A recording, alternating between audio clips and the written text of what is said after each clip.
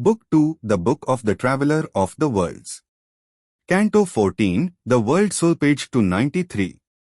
A fragrance wandered in a colored hedge, as if the scent and hue of all sweet flowers had mingled to copy heaven's atmosphere, appealing to the soul and not the eye. Beauty lived there at home in her own house. There all was beautiful by its own right, and needed not the splendor of a robe. All objects were like bodies of the gods, a spirit symbol environing a soul. For world and self were one reality, immersed in voiceless internital trance. The beings that once wore forms on earth sat there, in shining chambers of spiritual sleep. Past were the pillar posts of birth and death. Past was their little scene of symbol deeds. Past were the heavens and hells of their long road. They had returned into the world's deep soul. All now was gathered into pregnant rest. Person and nature suffered a slumber change. In trance they gathered back their bygone selves. In a background memories foreseeing muse, prophetic of new personality, arranged the map of their coming destiny's course. Heirs of their past, their future's discoverers. Electors of their own self-chosen lot. They waited for the adventure of new life.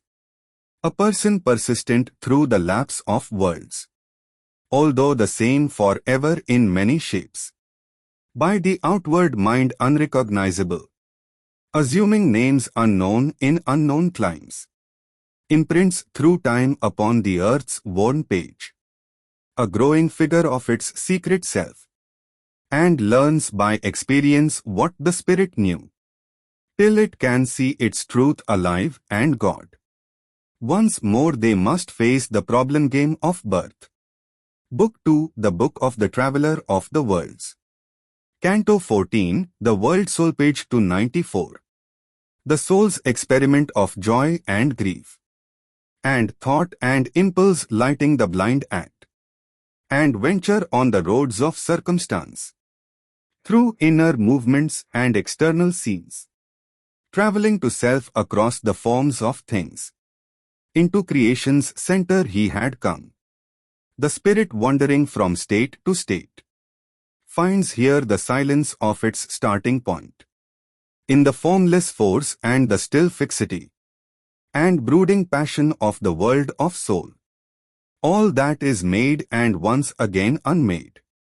The calm persistent vision of the One inevitably remakes, it lives anew. Forces and lives and beings and ideas are taken into the stillness for a while. There they remold their purpose and their drift, recast their nature and reform their shape. Ever they change and changing ever grow, and passing through a fruitful stage of death, and after long reconstituting sleep, resume their place in the process of the gods, until their work in cosmic time is done. Here was the fashioning chamber of the worlds. An interval was left twixt act and act, twixt birth and birth, twixt dream and waking dream. A pause that gave new strength to do and be.